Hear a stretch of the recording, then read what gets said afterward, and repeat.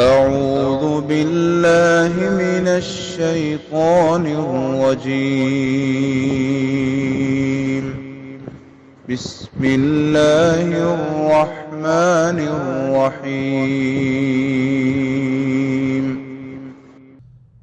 السلام علیکم ورحمۃ اللہ وبرکاتہ۔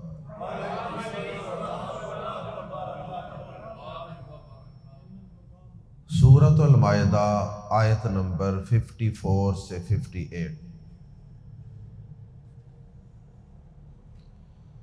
ان الحمد للہ والصلاة والسلام علی رسول اللہ اما بعد۔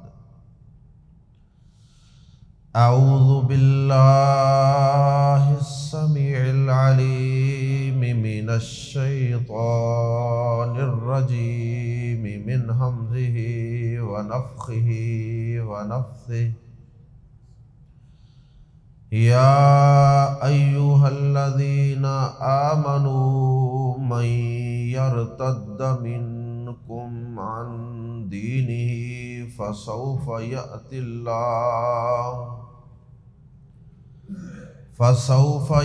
اللہ بقوم یحبہم ویحبونہ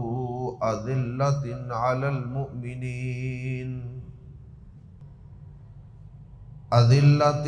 المؤمنین اعزۃ علی الکافرین یجاہدون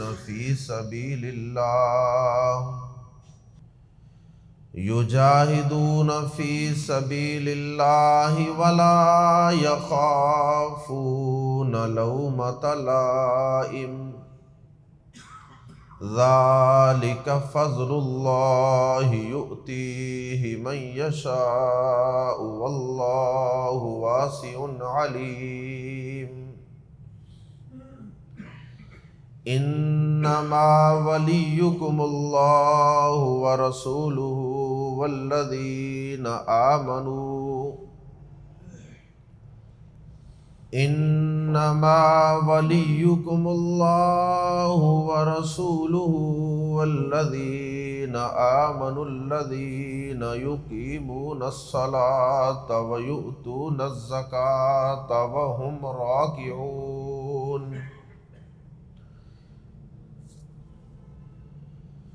ومن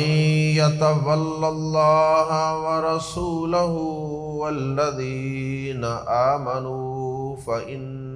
حزب اللہ هم الغالبون۔ یا ایہا الذین آمنوا لا تتخذوا الذین اتخذوا دینکم ہزوا ولعبا من الذین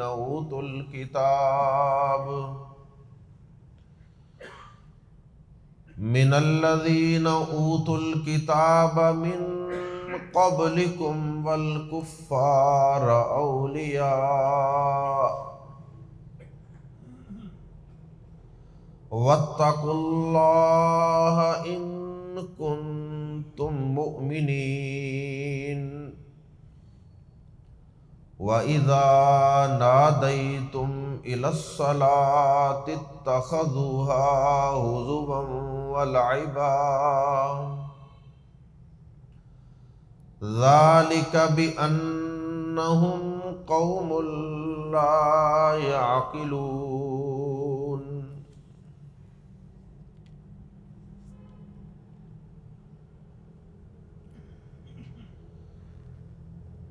رسول اللہ صلی اللہ علیہ وسلم کی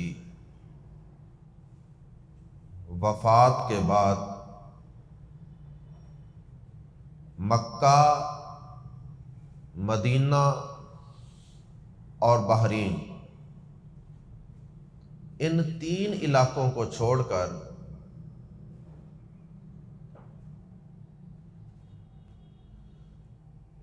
عرب کے تمام علاقوں سے یہ خبریں آنے لگ گئیں کہ مختلف قبائل اسلام کو چھوڑ رہے ہیں،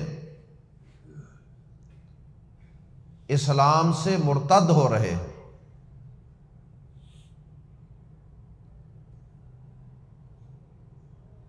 اب اللہ رب العزت نے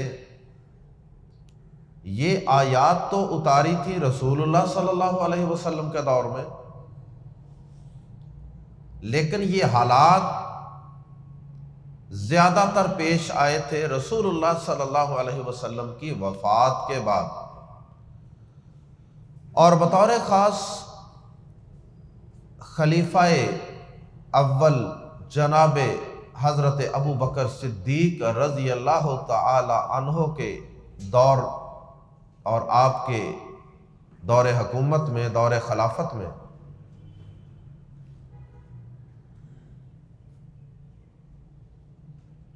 اب یہ واقعات تو زیادہ تر بعد میں پیش آئے تھے،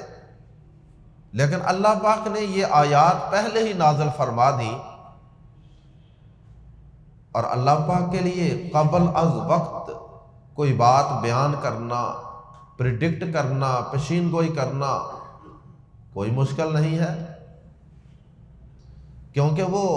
عالم الغیب و شہادہ ہے، وہ ماضی، مستقبل، حال، ہر چیز کو جاننے والا۔ اللہ پاک نے اپنے علم سے قبل از وقت ہی رسول اللہ صلی اللہ علیہ وسلم کے دور میں ہی یہ آیات نازل فرما دی، گویا کہ رسول اللہ صلی اللہ علیہ وسلم اور آپ کے بعد آنے والے آپ کے جو خلفاء تھے اور دیگر ایمان والے صحابہ، ان کو یہ خبردار کر دیا کہ ایسے حالات پیش آئیں گے۔ اللہ کے رسول صلی اللہ علیہ وسلم کے دور میں بھی اگرچہ کچھ لوگ مرتد ہو گئے اور انہوں نے نبوت کا دعویٰ کر دیا، جیسے اسود انسی ہے، مسیلمہ کذاب ہے، تو کچھ لوگوں نے تو رسول اللہ صلی اللہ علیہ وسلم کے دور میں بھی مرتد ہو کر نبوت کا دعویٰ کر دیا، لیکن زیادہ تعداد ابو بکر صدیق رضی اللہ تعالی عنہ کے دور حکومت میں رسول اللہ صلی اللہ علیہ وسلم کے تشریف لے جانے کے بعد مرتد ہوئی، کیونکہ لوگ یہ سمجھتے تھے کہ جی اللہ کے رسول جو اس دین کو لے کر آئے تھے وہی جب دنیا سے چلے گئے تو اب تو کام ختم ہو گیا۔ اللہ اکبر۔ صاحب الکشاف نے لکھا ہے کہ 12 فرقے اور 12 گروہ ہیں جو مرتد ہوئے، جن میں سے 3 اللہ کے رسول صلی اللہ علیہ وسلم کے دور میں ہوئے، اور باقی 9 جو ہیں وہ آپ کی حیات طیبہ کے بعد، آپ کی وفات کے بعد ہوئے۔ اب ابو بکر صدیق رضی اللہ تعالی عنہ قربان جائیں آپ پہ ایمان، آپ کے ایمان پر اور آپ کے عزم و استقلال اور استقامت اور ثابت قدمی پر۔ کتنے مشکل حالات تھے۔ اللہ کے رسول صلی اللہ علیہ وسلم دنیا سے تشریف لے گئے تو اس وقت بھی مدینہ کے مسلمانوں پر ایک قیامت ٹوٹ پڑی۔ ابو بکر صدیق رضی اللہ تعالی عنہ منبر رسول صلی اللہ علیہ وسلم پہ تشریف لاتے ہیں، اور ابو بکر رضی اللہ تعالی عنہ نے خطبہ دیا اور سورہ آل عمران کی آیات پڑھی، اور ایمان والوں کو واضح و نصیحت کی کہ بھائی اللہ پاک جس کی تم عبادت کرتے ہو وہ تو ہمیشہ سے زندہ ہے اور ہمیشہ زندہ رہے گا۔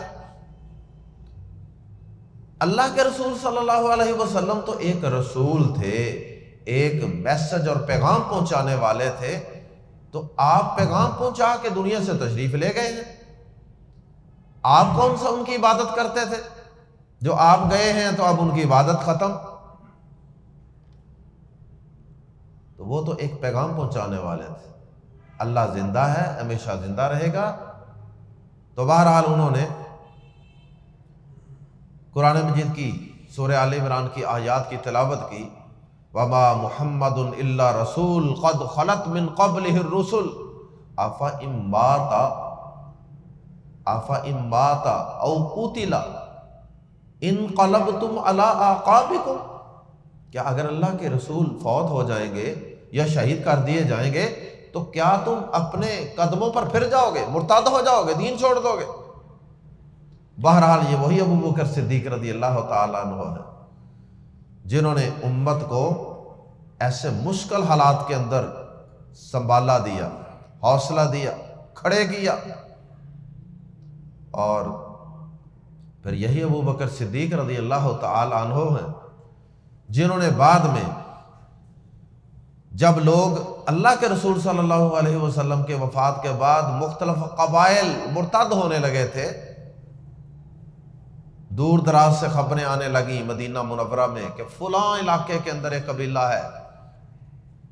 وہ بھی مرتد ہو گیا، فلاں قبیلے نے زکوٰۃ دینے سے انکار کر دیا۔ اور یہ زکوٰۃ کا انکار جو ہے اس کا تذکرہ تو صحیح بخاری میں بھی موجود ہے کہ بہت سے لوگوں نے کہا جی اب ہم زکوٰۃ کوئی نہیں دیں گے۔ زکوٰۃ پیسہ تھا نا، پیسہ مال تھا، مال کی محبت تھی۔ تو جن کے دلوں میں صحیح ایمان ابھی پوری طرح جاگزین نہیں ہوا تھا، ایمان جن کے دلوں میں صحیح معنوں میں داخل نہیں ہوا تھا، کمزور ایمان والے قبائل تھے، انہوں نے کہا جی ہم نماز تو پڑھ لیں گے، نماز تو پڑھ لیں گے، چلو اس میں کیا لگتا ہے، لیکن زکوٰۃ ہم نے کوئی نہیں اب ادا کرنی۔ ابو بکر صدیق رضی اللہ تعالی عنہ ہی تھے جنہوں نے کہا تھا کہ واللہ لَأُقَاتِلَنَّ مَنْ فَرَّقَ بَيْنَ الصَّلَاةِ وَالزَّكَاةِ، اللہ کی قسم جو نماز اور زکوٰۃ میں فرق کرے گا میں ابو بکر اس سے قتال اور لڑائی کروں گا۔ نماز اور زکوٰۃ میں فرق کا کیا مطلب ہے کہ نماز تو پڑھے زکوٰۃ کوئی نہ دے، اور فرمایا کہ میں جنگ کروں گا، لڑائی کروں گا۔ عمر فاروق رضی اللہ تعالیٰ عنہ نے ابو بکر صدیق رضی اللہ تعالیٰ عنہ کے اس سخت فیصلے سے تھوڑا سا اختلاف کیا وقتی طور پر کہ ابو بکر اتنی سختی نہ کریں کہ ان سے جنگ ہی شروع کر دیں، لڑائی شروع کر دیں، جہاد شروع کر دیں۔ تو وقتی طور پہ ان کو کچھ یہ معیوب لگا، لیکن کچھ وقت جب گزرا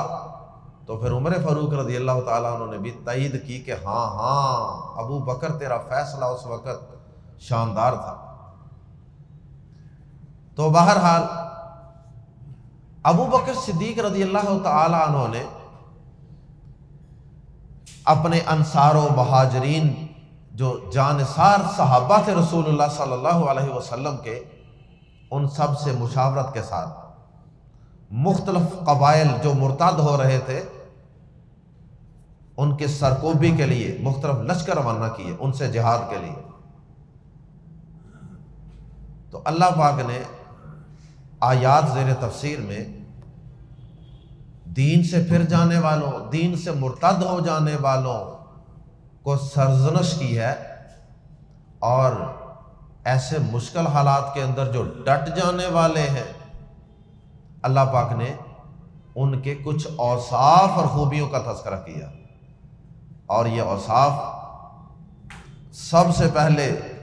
ابو بکر صدیق رضی اللہ تعالی عنہ پر صادق آتے ہیں، کیونکہ وہ اس وقت سپاہ سالار تھے امت محمد صلی اللہ علیہ وسلم۔ ان کے جھنڈے کے نیچے، ان کی خلافت کے زیر سایہ سارے انصار و مہاجرین صحابہ جو تھے، انہوں نے ان مرتد ہونے والے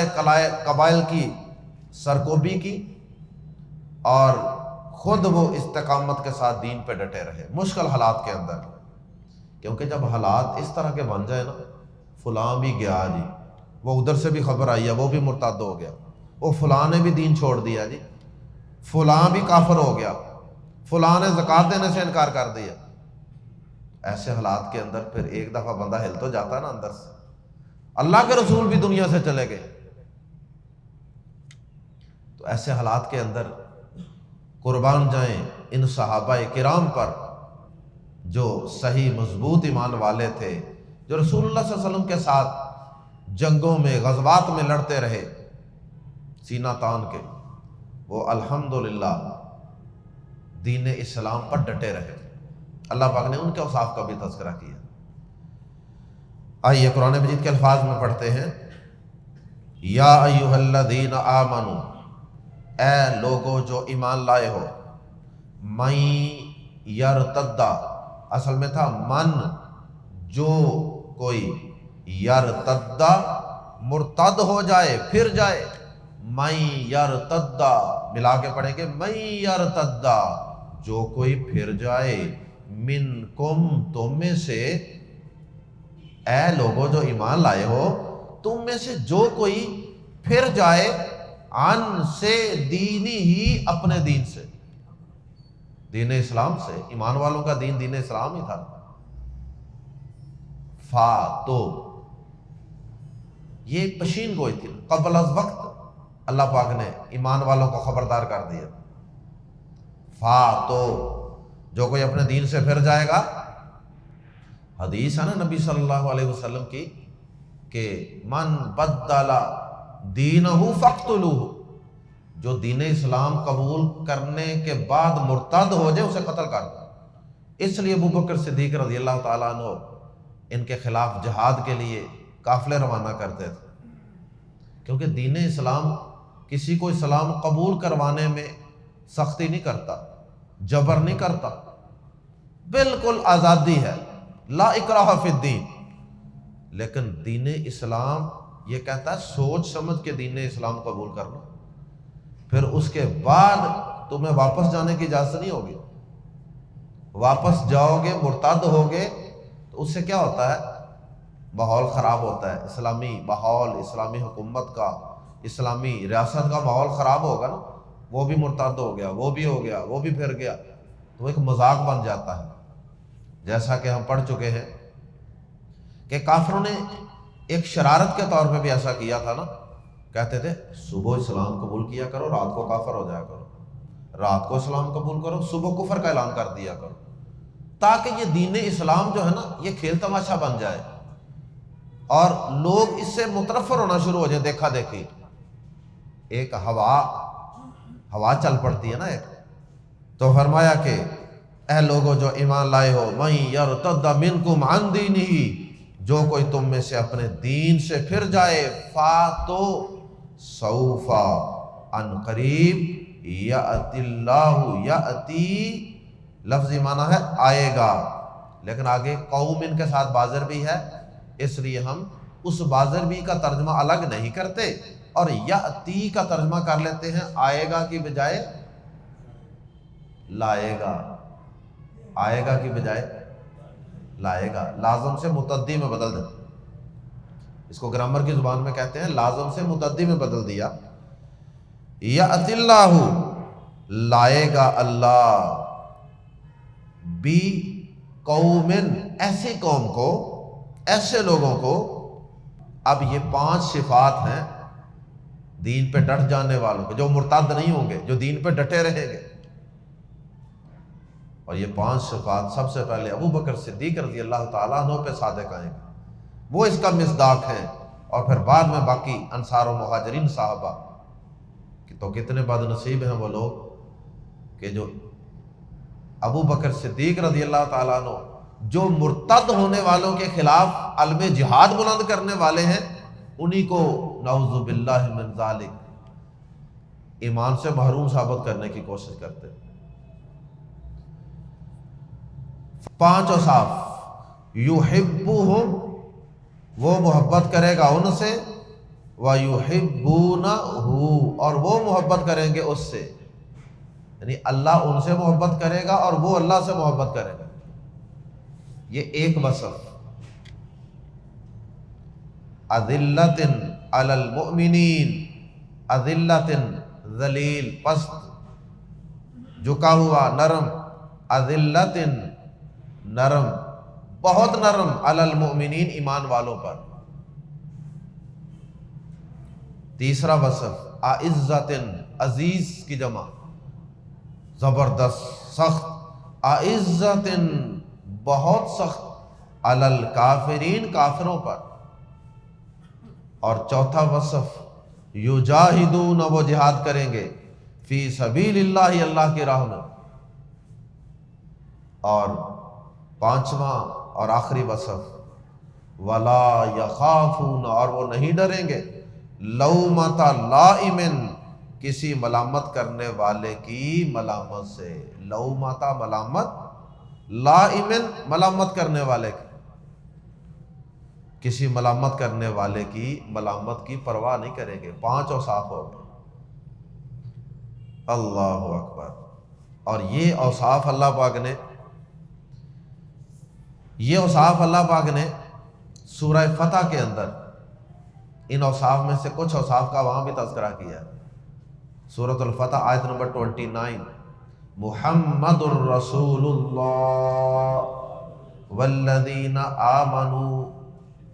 والذین محمد الرسول اللہ والذین معہ اشداء علی الکفار رحماء بینہم۔ محمد صلی اللہ علیہ وسلم اور وہ لوگ جو آپ کے ساتھی ہیں ایمان والے، فرمایا کہ وہ ایمان والوں پہ بہت نرم ہیں، کافروں پہ بہت سخت ہیں۔ علامہ اقبال نے بھی یہی کہا تھا نا، ہو حلقہ یاراں تو بریشم کی طرح نرم، ہو حلقہ یاراں تو بریشم کی طرح نرم، رزم حق و باطل میں فولاد ہے مومن۔ اللہ اکبر۔ اور جناب عبادہ بن صامت رضی اللہ تعالیٰ عنہ سے روایت ہے، کہتے ہیں کہ ہم نے اللہ کے رسول صلی اللہ علیہ وسلم کے ہاتھ پہ بیعت کی، اور بیعت کی کن کن چیزوں پہ؟ نمبر 1، ہم امیر کی اطاعت کریں گے ہر حال میں، چاہے ہم خوش ہوں چاہے اس کے حکم پر ناخوش ہوں۔ امیر کی بات پسند آئے تب بھی، ناپسند ہو تب بھی ہم امیر کی اطاعت کریں گے۔ نمبر 2، ہم امیر سے امارت عہدہ لینے کے لیے جھگڑا نہیں کریں گے۔ اور نمبر 3، وَأَن نَّقُولَ بِالْحَقِّ حَيْثُ مَا كُنَّا، اور ہم جہاں بھی کہیں ہوں گے حق بات ہی کہیں گے، جہاں بھی کہیں ہوں گے حق بات ہی کہیں گے۔ اور نمبر 4، وَلَا نَخَافُ فِي اللَّهِ لَوْمَةَ لَائِمٍ، اور ہم اللہ کے معاملے میں، اللہ کے دین کے معاملے میں کسی ملامت کرنے والے کی ملامت کی پرواہ نہیں کریں گے۔ تو آج ہوتا ہے نا، دین پہ عمل کریں تو لوگ باتیں کرتے ہیں، طنز کرتے ہیں، ٹچکریں کرتے ہیں، تمسخر اڑاتے ہیں۔ کافر تو کافر، اپنے ایمان والے کلمہ گو بھی کئی، کوئی داڑھی لمبی رکھ لے اس کا مذاق، کوئی اپنا لباس سنت کے مطابق کر لے اس کا مذاق، کوئی شادی پہ باجے گاجے نہ بجائے اس کا مذاق، کوئی لڑکی نوجوان کوئی عبایا کوئی پردہ پہن لے اس کا مذاق۔ تو کسی ملامت کرنے والے کی ملامت کی پرواہ نہیں کرنی۔ یہ اللہ پاک نے ان لوگوں کے اوصاف بیان کیے ہیں جو دین پہ ڈٹ جانے والے ہیں۔ تو یہ استقامت کے اسباب بھی ہیں اور اوصاف بھی ہیں استقامت اختیار کرنے والوں کے۔ ذالک، یہ فضل اللہ، اللہ کا فضل ہے، یہ اللہ کا فضل ہے۔ یہ 5 اوصاف جن میں پیدا ہو جائیں اور ان کو دین پہ استقامت نصیب ہو جائے، مرتے دم تک وہ دین پہ ڈٹے رہیں، تو فرمایا ذالک فضل اللہ، یہ اللہ کا فضل ہے، ہمارا کوئی کمال نہیں، یؤتی ہی، وہ دیتا ہے اسے، وہ اسے دیتا ہے، یعنی فضل دیتا ہے، من یشاء، جسے وہ چاہتا ہے، واللہ، اور اللہ واسع، بہت وسعت والا ہے، واللہ واسع، اور اللہ وسعت والا ہے، علیم، سب کچھ جاننے والا۔ واسع کے اندر مبالغہ نہیں ہے، سادہ ترجمہ کریں گے واللہ، اور اللہ واسع وسعت والا ہے، علیم سب کچھ جاننے والا۔ انما صرف کلمہ حسر، انما صرف، اس سے پہلے ہم آیت نمبر 51 میں پڑھ چکے ہیں، یا ایھا الذین آمنوا لا تتخذوا اليہود والنصارى اولیاء، یہود و نصارہ کو دوست نہ بناؤ۔ درمیان میں دین پر استقامت کرنے کا تذکرہ، اور آگے اللہ پاک نے پھر وہی تذکرہ کیا ان کے ساتھ دوستی کے متعلق، فرمایا انما صرف ولی، دوست کم تمہارا، اللہ، اللہ ہے تمہارا دوست، تو صرف اللہ ہے، وَرَسُولُهُ، اور اس کا رسول ہے، وَالَّذِينَ آمَنُوا، اور وہ لوگ ہیں جو ایمان لائے۔ تمہارے دوستوں بس یہ ہے اللہ، اس کا رسول اور ایمان والے۔ کافروں سے دوستی کی تمہیں ضرورت ہی کیا ہے؟ تمہارے دوست وہ ہیں الذین، وہ ایمان والے، الذین یقیمون الصلاۃ، جو قائم کرتے ہیں نماز، ویؤتون الزکاۃ، اور وہ ادا کرتے ہیں زکوٰۃ۔ دوستیاں سیٹ کرتے وقت ان چیزوں کا خیال رکھیں کہ کم از کم جس سے دوستی کر رہے ہیں وہ پکا نمازی تو ہو، وہ ارکان اسلام کا پابند تو ہو، اور پھر زکوٰۃ دینے کے ساتھ ہی اللہ پاک نے ایک اور وصف بھی بیان کیا، زکوٰۃ دیتے وقت بڑائی، تکبر، میں بڑا امیر ہوں، میرے پاس بڑا مال ہے، یہ تو کمتر ہے، یہ تو ذلیل ہے، یہ تو نچلا ہے، ایسی بات نہ آئے دل میں، بلکہ اور ہم وہ راکعون، جھکنے والے ہیں۔ ایک مطلب تو یہ ہے کہ یہ جو پہلے نماز کا ذکر آیا تھا نا، اسی کی تاکید ہے، رکوع کرنے والے ہیں۔ دوسرا معنی یہ ہے کہ زکوٰۃ کے ساتھ اس کا تعلق ہے، وَيُؤْتُونَ الزَّكَاةَ، اور وہ زکوٰۃ دیتے ہیں، وہ اس حال میں ہم راکعون، وہ جھکنے والے ہوتے ہیں، ان کے دل جھکے ہوتے ہیں، ان میں کوئی بڑائی نہیں ہوتی، عاجزی کے ساتھ اللہ کی راہ میں مال دیتے ہیں، کسی کے کام آتے ہیں۔ یہاں بعض لوگوں نے کہا کہ جی وہ رکوع کی حالت میں زکوٰۃ دیتے ہیں، رکوع کی حالت میں، اور پھر انہوں نے حضرت علی رضی اللہ تعالیٰ عنہ کے متعلق کہا کہ وہ رکوع کے اندر انہوں نے زکوٰۃ دی، کسی کو صدقہ کیا، اور اس طرح کی وہ ان آیات کو پھر حضرت علی رضی اللہ تعالیٰ عنہ پہ چسپاں کرتے ہیں۔ ہاں ہاں، حضرت علی رضی اللہ تعالی عنہ ہمارے دلوں کی دھڑکن ہے، وہ بھی ان آیات کا مصداق ہیں یقیناً۔ ابو بکر صدیق رضی اللہ تعالی عنہ، تمام صحابہ کرام ایمان والے اور سارے اہل بیت ہی ان آیات کا مصداق ہیں، لیکن اس کا یہ مطلب ہرگز نہیں کہ وہ رکوع کی حالت میں زکوٰۃ دیتے ہیں۔ وَمَن يَتَوَلَّ اللَّهَ، اور جو کوئی دوست بنائے اللہ کو، وَرَسُولَهُ، اور اس کے رسول کو، وَالَّذِينَ آمَنُوا، اور ان لوگوں کو جو ایمان لائے ہیں، فَإِنَّ حِزْبَ اللَّهِ، تو یقیناً اللہ کا گروہ، اللہ کا جتھا، اللہ کا لشکر، اللہ کی پارٹی، یہ اللہ کی پارٹی بن گئی، ہم الغالبون، وہی لوگ ہیں جو غالب ہیں، ہم غالبون، وہ غالب ہیں، ہم الغالبون، وہی غالب ہیں۔ آخر میں پھر ایمان والوں کو حکم دیا کہ کافروں سے دوستی نہ کرو، اس لیے کہ وہ تمہارے دین کا مذاق اڑاتے ہیں، تمہارے دین کا تمسخر اڑاتے ہیں، کبھی تمہارے نبی کے خاکے بناتے ہیں، کبھی قرآن کو جلاتے ہیں، اور کبھی تمہارے پیغمبر کی بیویوں کا مذاق اڑاتے ہیں، کبھی تمہارے دین کے دیگر شعائر، داڑھی، پردہ اور جہاد اور دیگر چیزوں کا مذاق اڑاتے ہیں۔ فرمایا یا ایھا الذین آمنوا، اے لوگوں جو ایمان لائے ہو، لا تتخذوا، نہ بناؤ، الذین، ان لوگوں کو، اتخذوا، جنہوں نے بنا لیا، دینکم، تمہارے دین کو، ہزوا، مذاق، ولعبا، اور کھیل، من الذین ان لوگوں میں سے اوت الکتاب جنہیں کتاب دی گئی، یعنی اہل کتاب، من قبلکم تم سے پہلے، جنہیں تم سے پہلے کتاب دی گئی، کیونکہ ہمیں بھی کتاب دی گئی ہے نا، والکفار اور نہ ہی کفار کو دوست بناؤ، دیگر کفار، اہل کتاب کے علاوہ اور بھی تو کافر ہیں نا، اولیاء دوست، والکفار اولیاء اور کفار کو بھی دوست نہ بناؤ، کیونکہ یہ سب تمہارے دین کا مذاق اڑانے والے ہیں، کیونکہ خود تو اپنے دین پہ وہ چلتے نہیں ہیں، اپنی کتابوں پہ تو وہ چلتے نہیں ہیں، اپنی کتابیں تو ان کی محفوظ نہیں رہی، تو پھر ایک ہی دین دنیا کے اندر سچا سچا باقی ہے، تو پھر اس کا انہوں نے مذاق ہی اڑانا نا حسد کی وجہ سے۔ واتقوا اللہ، اور اللہ سے ڈر جاؤ، ان اگر کنتم ہو تم مؤمنین ایمان والے۔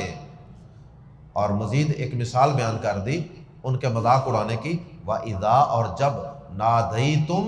تم آواز دیتے ہو، تم ندا دیتے ہو الی الصلاۃ نماز کے لیے یا نماز کی طرف آواز دیتے ہو، اتخذوا وہ بنا لیتے ہیں اسے نماز کو یا اذان کو ہزواً مذاق ولعباً اور کھیل،